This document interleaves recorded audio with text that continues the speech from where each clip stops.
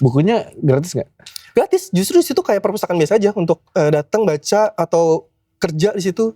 Berarti memang literasi harusnya ya. Betul. Makanya namanya literasi gitu. Karena ada perpustakaan. Kayaknya banyakan konser daripada literasi. Nah, ini yang perlu diluruskan.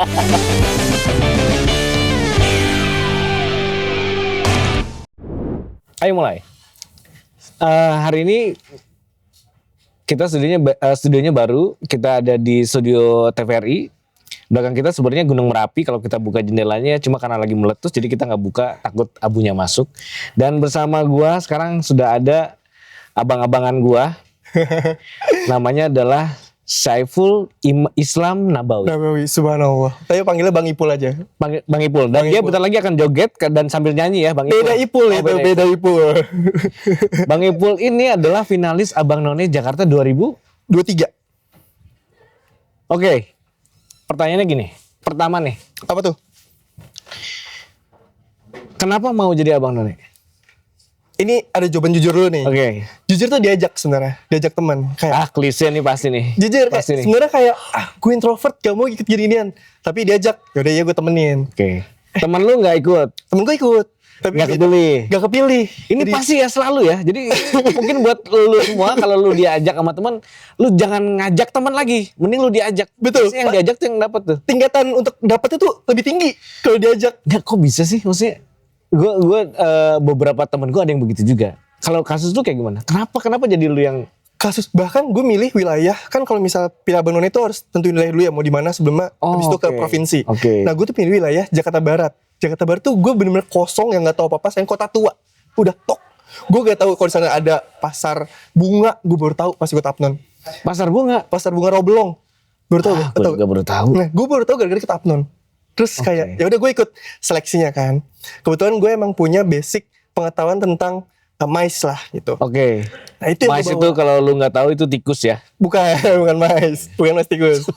Mais itu apa? Lu harus jelasin dulu. Mais itu pokoknya pengelola event. Gue juga lupa lagi mais itu. Mais itu jadi gitu. Nah, mais itu jadi kayak kalau ada gedung ya kan yang biasa dipakai buat auditorium, dipakai buat kegiatan lah ya. Itulah pokoknya. Oke, terus nah, itu yang gue bawa sebagai advokasi ikut Abang None.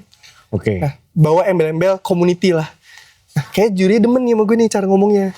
Apalagi gue juga kayak suka yang senyum ngomong ke juri kayak peres ya. Betul, ngejilat lah dikit walaupun sebenarnya gue nggak terlalu into tapi kayak at least gue menunjukkan ketertarikan. Itu menunjukkan ketertarikan. Ya biasa bertopeng-topeng gitu ya. Dan juga anak Gen Z bertopeng-topeng.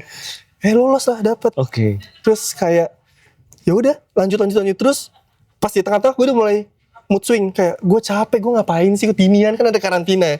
Sih ikut ginian. Karantina gue tuh hampir 2 bulan bang. 2 bulan? Hampir 2 bulan. Berarti setelah COVID karantina lu karantina lagi? Iya karantina lagi. Dan itu literally abis pulang kerja. Kayak gue pulang kerja udah capek kerja. Tapi lu kerja juga? Gue kerja juga. Pulang kerja capek, ikut lanjut lagi karantina. Terus kayak ini gue ngapain sih. Nah range Abang None ini kan cukup jauh ya. Dari 18 sampai 25 tahun. Betul. Gue waktu itu pas banget 25 tahun. Jadi ada adik-adik gue tuh yang udah 18-19 tahun tuh. Kok jago ya. Gue terpacu. Akhirnya gue kayak adik gue bisa, kenapa gue enggak. Akhirnya gue kepancing, akhirnya gue naik terus. Dapet deh juara, alhamdulillah. Gokil. Ngapain? Pertanyaan gue tuh menarik. Ada yang selalu bilang kayak Abang None ngapain sih? Iya. Selain cuma mejeng. Lu kayak ekstrakurikuler aja. Iya.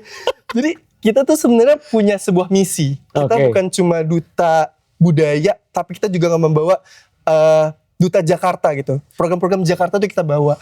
Nggak cuma budaya, tapi kita ada misi kepariwisataan. Terus program-program keberlanjutan yang mendukung bahwa Jakarta ini siap menuju kota global. Kayak gitu. Oh iya, tujuannya kota global ya. Jadi kita ada beberapa yang baik itu formal maupun informal. Kayak informal tuh kita ketemu masyarakat, kayak pesta rakyat. Ngapain lu di sana? Nyapa-nyapa warga kayak gitu, kayak halo ibu, halo bapak, gitu-gitu. Terus kasih tahu kalau misalnya kita nih ada acara ini loh, acara ini, biasa pesta rakyat gitu kan. Kita jadi face of. Lu kayak SPG gitu lah ya? Ya kurang lebih gitu SPG, tapi mau pakai bajunya, banget. Kemana-mana iya harus pakai baju. Harus pakai baju itu, kebesaran namanya. Walaupun emang nggak besar banget. Oke. Nah, itu yang informalnya. Kalau formalnya kita menyambut tamu negara, terus kita lu nyambut tamu negara menyambut juga. tamu negara, terus kita juga keluar negeri untuk menginformasikan beberapa program. Nah ini yang Jakarta. penting nih. Karena lu bisa jalan-jalan kan. Itu bonusnya. Bisa jalan-jalan keluar negeri. Oke. Seperti kayak ajang pemilihan lainnya, dia pasti punya masa bakti. Betul. Abang None ini masa bakti berapa lama? Masa bakti kita sebenarnya 1 tahun, tapi setelah itu tidak menutup kemungkinan kalau misalnya kita mau punya program, mau berkolaborasi sama pemerintah provinsi Jakarta, itu tidak menutup kemungkinan. Ada kegiatan-kegiatan lain. Betul, karena kita memang ada organisasi induk itu Ikatan Abang None Jakarta, itu menyalurkan teman-teman Abang None Jakarta yang mau contribute lah untuk Jakarta. Oke. Lu kan Gen Z ya? Iya dong, Gen Z masih. Artinya masuk ke apa ya? Ini kan program pemerintah kan? Betul. Kaku nggak sih? Maksudnya lu, kok programnya gini banget sih? Gitu-gitu nggak sih? Gen Z kan kalau di sosial media kan ribut banget Betul, gitu karakternya gitu. Justru harus ada kita, biar nggak kaku. Asik. Karena beberapa program tuh kayak monoton, cuma kayak yang penting orang tahu, cuma kasih tahu, yang penting ada. Ya. Nah, kita ini jadi sosok yang memberikan sebuah kreativitas itu. Penyelimutnya, tuh kayak pembungkusnya. Jadi orang-orang tuh tertarik. Jadi nggak cuma tahu, tapi paham. Oke, menarik nih. Selain Abang None, finalis Abang None, Saiful ini juga dikenal sebagai yang paling tahu tentang Blok M. Izin, tuh. Ini bukan kuncen lah ya. Kesannya ini kalau kuncen kan yang punya kunci kan. Nah, kalau dia yang bikin kuncinya. Jadi lebih tinggi lagi derajatnya gitu. Gue tertarik sama daerah Blok M, terutama di ada satu taman di sana. Namanya Taman Literasi. Ya. Lu pernah ke sana nggak? Wah, sering dong pasti. Itu gerbang utama masuk Blok M malah. Oke, pertama gini, ini gue jujur ya, gue belum pernah berhenti di M Block tuh belum pernah. Blok M Hub tuh belum pernah. Gue lewat sih, gue hampir kalau macet, gue pasti lewat situ. Itu ada apa sih? Banyak banget.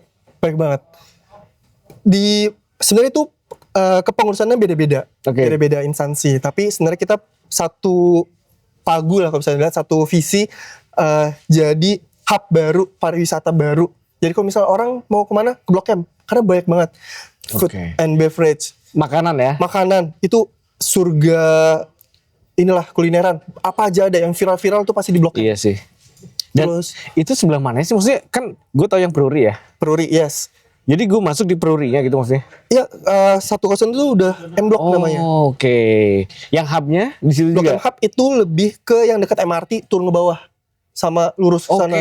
Oke. Ya itu sebelahnya itu Taman Literasi kan? Taman Literasi. Nah, Taman Literasi itu ngapain?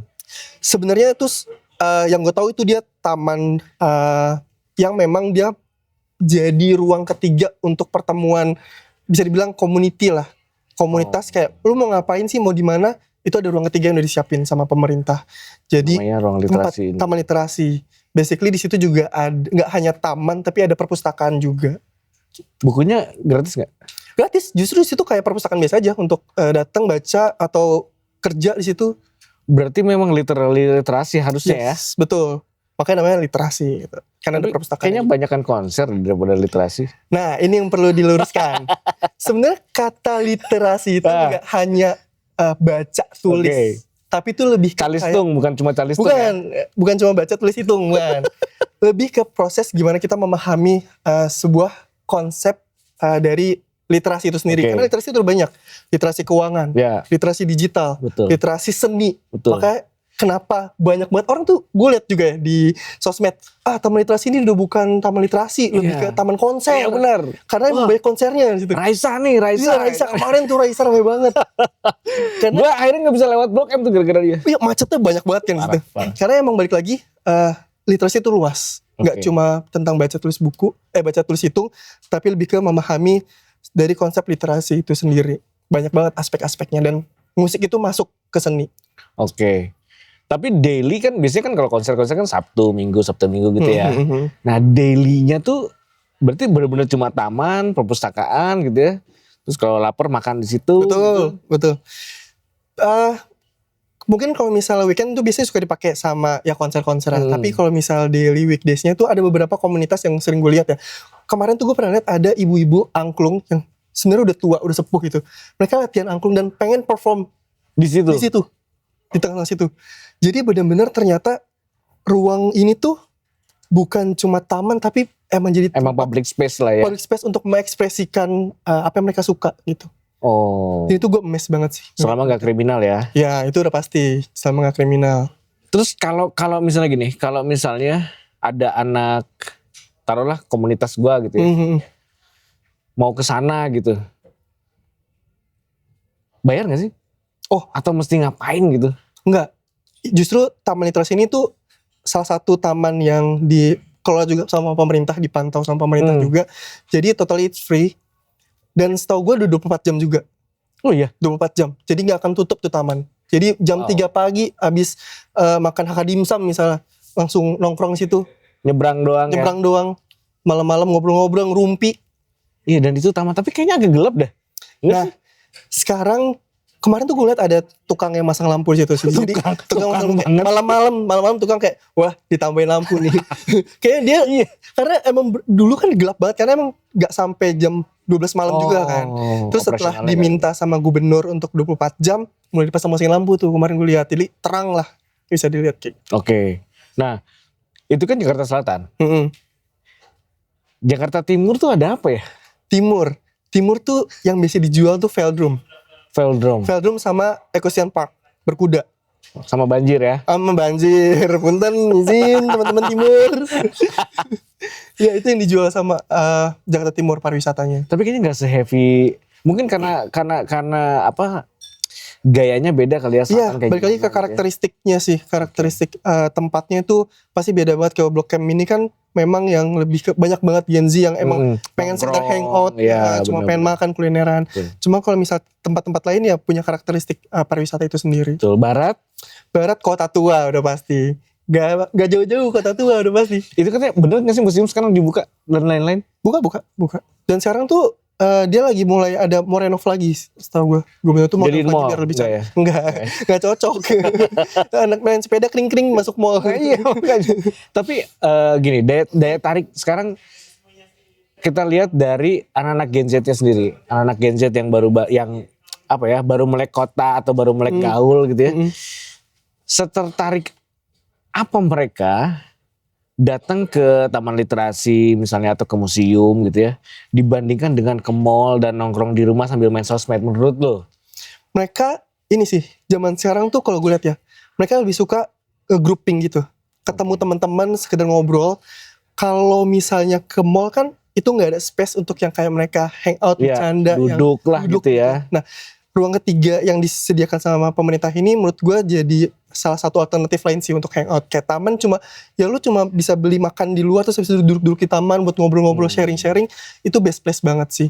Apalagi kayak misalnya museum juga sekarang udah suka dijadiin tempat untuk hangout community. Iya, karena di Jakarta ini kan ribuan komunitas ya. Iya, banyak banget. Dan memang public space untuk mereka gather itu agak, dulu gue masih ingat di mana,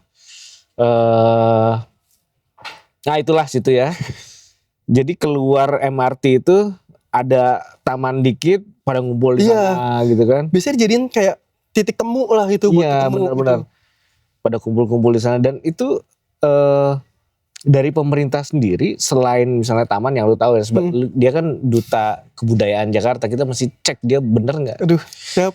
Jadi dari pemerintah sendiri seberapa effort sih menurut lu ya yang lu lihat lah gitu dengan semua program pemerintah, terus apalagi sekarang orang-orang depannya nih, humas-humasnya ini kan rata-rata Gen Z ya. Betul, pasti. Kadang-kadang mereka komunikasinya kan gimana gitu. Nah lu ngeliatnya gimana sekarang ini? Sekarang kayak misalnya sekarang tuh pemerintah benar-benar ngefokusin banget tempat ketiga, ruang ketiga. Kayak Blok M itu sendiri tadi.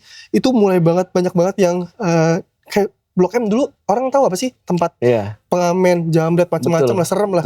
Sama pemerintah sekarang dibuat jadi tempat hangout yang orang pasti akan mau ke Blok M kalau misalnya ke Jakarta. Itu udah sebuah effort yang gue lihat, wah sekarang pemerintah udah fokus nyediain tempat ketiga untuk orang-orang tuh mau bersosialisasi gitu ke situ. Dan apa ya bisa dibilang, Kalau misalnya dilihat dari cara penyampaian di sosial media, mungkin kalau gue bilang pribadi masih kurang.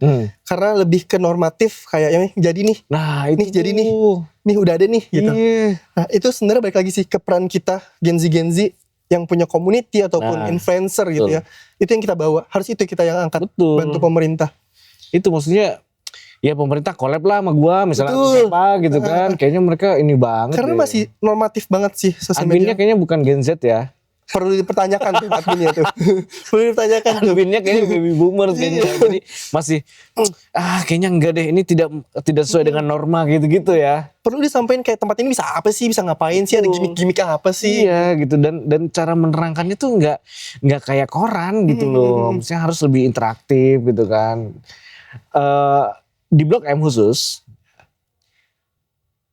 rekomendasi lo, tempat makan, tempat ngobrol santai, makanannya nggak terlalu berat tuh yang mana? Di daerah mana lah gitu? Ada, gue nggak tahu sih sebenarnya ini hidden gem atau bukan, tapi tuh ada namanya kedai penuh nikmat. Itu tuh di Blok M Square di bawah. Itu tuh harganya affordable banget sih. Dan itu buat sharing. Berarti di bawahnya Blok M? Di bawah Blok M Square, mall Blok M Square. Itu harga affordable, terus porsi lumayan banget, enak. Dan itu tuh emang selalu rame gitu. Oh iya? Gak pernah sepi. Dia di bawahnya? Di bawah. Itu rame banget ya? Rame banget, gila. Itu tuh bagus lah buat kalau misalnya sama teman-teman sekalian hangout gitu. Iya. Oke, setelah makan biasanya mereka ngapain? Ngopi-ngopi cantik, itu udah pasti. Oke, ngopi cantik berarti di atas? Ya, di atas tuh wah banyak banget kedai kopi. Sebut aja you name it lah, ada Tuku, ada donuts, banyak banget lah itu. Oke. Habis itu baru nonton konser. Ya biasa gitu kan, makan siang, ngopi-ngopi sore gitu, malamnya nonton konser. Itu template tuh biasa tuh. Sekarang gue mau nanya sebagai duta kebudayaan Jakarta. Budaya Jakarta sekarang gimana kabarnya? Lenong udah gak ada di TV ya kan. Terus kayaknya ondel-ondel udah terlalu komersil, jalan-jalan tiap hari di jalan-jalan, terutama jalan-jalan di urban area ya kan. Bagaimana nasib kebudayaan Jakarta menurut finalis Abang None nih ya kan? Ya balik lagi itulah peran kita ya sebagai Abang None Jakarta gitu, untuk tetap bisa menghidupkan dan tidak menyelewengkan nilai-nilai budaya itu sendiri. Karena bagi sebenarnya budaya Jakarta tuh agak apa ya bisa dibilang keramat gitu bisa dibilang. Kayak ondel-ondel tuh juga sebenarnya punya filosofi loh dari itu riasan wajahnya, bentuknya. Betul. Nah itulah peran kita emang balik lagi untuk bisa mengadvokasi bahwa oke, Jakarta tuh modern, oke, Jakarta tuh keren, tapi budayanya juga nggak kalah keren loh. Lu coba lihatlah Lenong itu juga masih ada senior-senior yang lucu gitu, yang nggak diketawain paksa gitu. Betul. Terus tempat-tempat budaya juga sekarang sudah dibantu renovasi sama pemerintah, kayak yang di Jakarta Selatan, Kampung Budaya. Oh, Kampung Budaya ya. Situ Babakan. Itu kan sudah direnovasi. Semua orang sana juga udah nyaman gitu lah. Betul. Gue pernah lewat tuh itu. Se-effort itu ya? Se-effort itu. Balik lagi, memang gak bisa langsung dar. Tapi itu kita pelan-pelan untuk tetap menghidupkan entitas dari budaya Jakarta itu sendiri. Dan itulah peran kita sebagai Abang None Jakarta untuk tetap menstabilkan nilai-nilai budaya Jakarta itu sendiri. Nah PR-nya sekarang menurut gue, Gen Z-nya tertarik gak? Tertarik loh, jujur ada aja temen gue ternyata yang junior tuh dia suka untuk nari nandak Betawi zaman sekarang itu bener-bener yang dia penari budaya Betawi itu dia bisa serius kayak wah ternyata masih ada yang bener-bener dia interest banget sama tari tradisional khususnya Jakarta.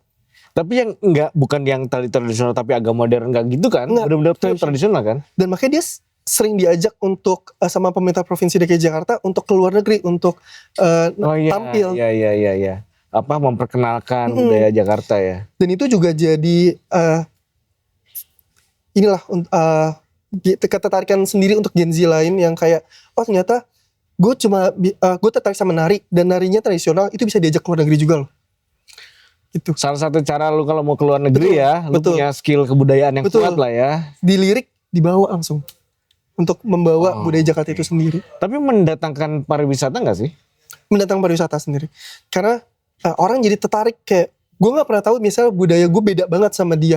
Terus diperkenalkan, gue makin kepo nih misal bulenya. Jadi pendatang kayak gitu. Oke. Nah, gue nanya sedikit. Lu Gen Z, seberapa kritis sih Gen Z ya zaman sekarang ya, terutama Gen Z yang udah ada di, lu kan abang none ya kan, artinya lu punya sesuatu lah yang bisa lu bagikan gitu kan. Kalau lu ngelihat Jakarta sekarang dengan kemacetan, kebanjiran, terus ya poverty ya, sosial ekonomi yang ada di Jakarta, sebagai seorang Gen Z, sebagai seorang finalis Abang None 2023, apa pandangan lu? Berat sih sebenarnya. Sebenarnya ini jadi PR kita ya sebagai Gen Z. Iya, soalnya gue gini, maksud gue adalah gue nggak mau Gen Z ini dicap berisik gitu. Artinya gue mau ngebuktiin sama banyak orang bahwa Gen Z itu bukan cuma masalah bukan masalah berisik gitu, tapi berisi jadinya gitu. Betul. Kayaknya harus dihilangin. Nah, silakan. Menurut lo? Lebih kayak harus berani sih mengekspresikan apa yang ada di otak. Karena gue sama teman gue suka ngobrolkan banyak. Oke. Kayaknya kalau gini seru deh. Kalau ini banyak banget obrolan itu. Betul. Cuma kadang kita bingung itu ya. untuk mendeliver itu jadi sesuatu yang benar-benar nyata. Kita butuh, saya bilang butuh media lah. Media untuk menyalurkan apa yang menurut kita tuh best untuk ya Jakarta lah. Spesifik ke Jakarta ya. Nah itu dia. Background kita yang masing-masing harus kita kuatin. Misalnya lu jago di politik, lu masuk ke pemerintahan, lu keluarin ide lu untuk bisa kontribut di program-program Jakarta. Itulah caranya. Lu ke politik gak? Ngikutin politik. Tapi lu nggak tertarik masuk ke politik? Nggak tertarik masuk politik. Kenapa? Kan seru itu. Lebih ke bantu support temen aja, advisor aja. Advisor. Soalnya kalau gue ngelihat ya, semakin banyak Gen Z kan terkenal dengan mereka tuh ceplas-ceplos. Betul. Ya. Dan menurut gue itu nggak masalah juga. Artinya dalam budaya berdemokrasi kita juga harus bisa menempatkan diri untuk bicara gitu kan. Kalau lu di politik kan lu bisa wah gitu ngomong apa kek gitu. Kan untuk saat ini belum dulu. Saat ini untuk belum dulu. Kita lihat 4-5 tahun ke depan. Oke. Karena harus pintar-pintar memposisikan diri juga sih. Kita harus lihat juga wadahnya lah. Oke. Tapi tertarik? Belum lah ya. Saat ini masih tertarik di bidang lain dulu. Oke. Tapi lu pribadi melihat usaha pemerintah untuk mendorong kebudayaan nih. Lu sendiri sebagai lu pribadi gitu ya. Lu ngapain? Maksudnya apakah di rumah lu digambar ondel-ondel gitu kan? Enggak lah ya. Enggak segitu lah ya. Ini juga. Nanti tiap orang lewat gitu ngasih duit ya kan? Iya. Kau pinjam ondel-ondel. Bener. Gue pribadi sebenarnya untuk ngebawa nilai-nilai kebudayaan itu sendiri sesimpel ini. Oh, oke. Ini batik yang bisa dibilang khas Betawi. Oh, ini khas Betawi. Khas Betawi. Ini namanya batik kosap pucuk rebung. Lupa ingat sih namanya apa. Sorry kalau misalnya salah, teman-teman maaf, lupa. Ini motif batik ondel yang pasti ada garis-garis gini nih. Oke. Ini orang jadi akan tahu ini batik apa sih? Batik budaya apa sih? Gue aja nggak tahu loh. Iya, itulah makanya gue pakai ini. Memperkenalkan bahwa ini adalah budaya Jakarta banget. Jakarta banget dan sudah ditambahin sentuh modern lah. Betul. Jadi nggak yang batik-batik formal. Betul, ini lebih ke kayak yang casual, bisa dipakai buat nongkrong. Iya, dan keren juga ya. Maksudnya gue juga setuju bahwa ketika kita bicara batik itu warisan leluhur kita, artinya bukan hanya batik yang itu saja sebenarnya gitu kan. Semua daerah tuh punya ciri khas sendiri kan gitu. Nah ini Jakarta. Inilah Jakarta. Jakarta tuh batiknya tuh salah satu yang otentiknya Jakarta tuh warnanya menor. Warnanya nabrak-nabrak. Iya. Kalau misalnya Jawa kan mungkin agak kalem, coklat gitu. Senada gitu ya. Nah kalau batik Betawi itu pasti nabrak-nabrak warnanya. Gonjreng gitu lah. Itu Betawi. Oke. Nah lu kalau mau Betawi banget ya, lu pakai batik kayak gini nih. Kalau lu pakai batik kayak gini dijamin tangan lu gede. Kayak dia nih. Emang kebetulan olahraga aja sih ini mah. Nah, gue mau mundur dikit. Waktu lu masih jadi abang none. Oke. Ini buat adik-adik nih, ya kan? Yang pengen, gue juga pengen dong jadi abang none. Gimana sih caranya gitu? Apakah gue harus ganteng gitu kan? Apakah gue harus apa gitu? Apa sih? Ganteng tuh Tips and relatif. trick lu. Ganteng tuh relatif. Iya, ganteng itu relatif. Jelek itu mutlak ya. Pokoknya pede aja dulu. Selama lu pede sama diri lu sendiri. Oke. Dan yang pasti harus pinter ngomong ya. Harus suka ngomong kan. Nah, iya. Harus suka ngomong. Karena pinter itu bisa dipelajarin. Betul. Tapi harus ada kemauan dulu untuk suka ngomong. Karena balik lagi visi dan misi Abang None itu ya advokasi. Kebudayaan. Menjelaskan apa itu Betawi, apa itu Jakarta. Kayak gitu. Harus punya pengetahuan minimal tentang budaya Jakarta gak sih? At least ya. Karena itu sebenarnya basic. Basic yang at least lu tau lah. Jakarta tuh misalnya kampung Betawinya di mana. Kayak gitu-gitu. Iya benar. Terus bahasa sehari-harinya pakai apa. Kayak gitu-gitu sih. Manggil bapak apa, Iya, manggil ibu apa gitu ya. Kayak gitu. Itu basic sih sebenarnya. Karena nanti pas karantina pun itu akan dipelajarin lagi. Enggak yang tiba-tiba ada harus paham pendalaman semua. ya. Ada pendalaman materi lagi. Gitu. Dan menurut lo, adik-adik yang sekarang harus ikutan Abang None gak? Wah harus dong. Abang None Jakarta itu adalah sebuah pintu utama Keluar negeri. Gak cuma luar negeri, ada yang lain. Kayak ya banyak teman-teman gue yang alhamdulillah sukses gitu ya. Iya. Setelah jadi ikut Abang None Jakarta, entah itu jadi tiba-tiba jadi artis, jadi influencer. Bener. Banyak lah jebolan-jebolan Apnon yang akhirnya mereka tuh bisa jadi sukses kayak gitu. Wow. Karena udah ke filter lah, udah dilatih juga. Kita tuh sehari-hari ngapain. Betul. Dan apa? Semakin sering lu ngomong, semakin fluent gitu kan. Jadi ketika bicara sama orang tuh udah nggak gitu ya. Betul. Dan jadi orang interest lah untuk. Betul. Dan ketika nanti lu jadi pemimpin juga nggak aneh ya ngomongnya ya. Aduh. Ini seru karena gue masih melihat gini, sebagai ibu kota Jakarta ini kan gempuran informasi dan budaya baratnya kuat sekali, gitu kan. Artinya kalau kita mau mempertahankan kebudayaan Jakarta, the origin of Jakartanya emang harus orangnya gitu. Betul. Nggak bisa program pemerintah yang menghalau itu tuh nggak bisa gitu. Emang harus. Cuma kalau misalnya ada program tapi dari kitanya nggak interest, itu nggak akan. Betul, iya, nggak bahasa sekarangnya nggak relate lah betul. Sama kita gitu. Nah ngomongin program, di Blok M ada program apa lagi? Yang lu tahu ya, yang bentar lagi bakal, wah ini gila nih lu kalau nggak datang kacau lah. Pokoknya setahu gue tuh tiap weekend pasti ada aja tuh. Tiap weekend ada aja acara. Ini kan mau masuk ke ini ya. Puasa.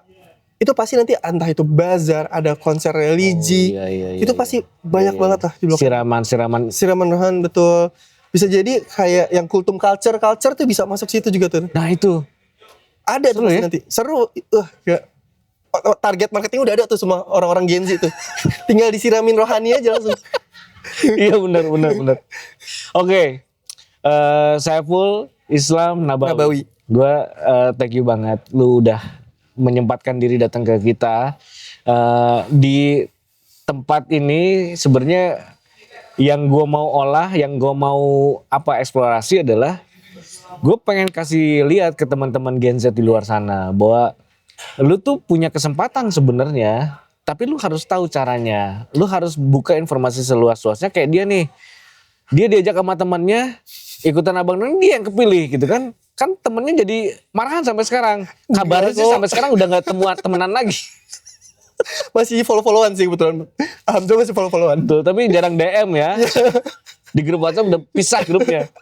Oke, nah gue minta dari lu kasih kata-kata penutup buat adik-adik kita Gen Z, teman-teman kita Gen Z. Gue sih bukan Gen Z ya, tapi ya itulah ya.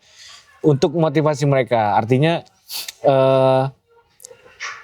kita tuh harus kritis tapi juga harus punya sesuatu yang bisa dipegang nih. Betul. Tuh. Silakan. Sebenarnya ini sih teman-teman Gen Z, kalau kata orang kemarin kan cari suara lu, tapi kalau kalian carilah wadah lu. Asik.